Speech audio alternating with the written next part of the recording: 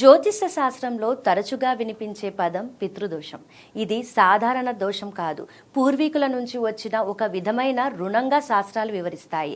పూర్వీకులు చేసిన కొన్ని కర్మలు పూర్తి కాకపోవడం, శ్రాద్ధ తర్పణాలు నిర్లక్ష్యం చేయడం, కుటుంబ ధర్మాలను పాటించకపోవడం వంటి కారణాల వల్ల ఈ దోషం ఏర్పడుతుందని పండితులు చెబుతారు.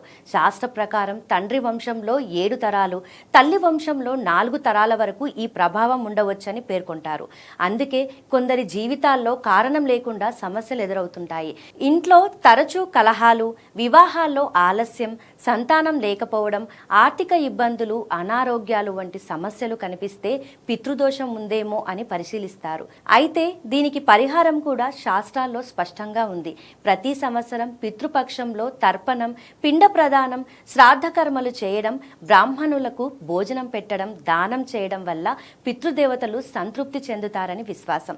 అంతేకాదు భక్తితో భగవద్గీత పఠనం, విష్ణునామస్మరణం కూడా పితృశాంతికి సహాయపడతాయి.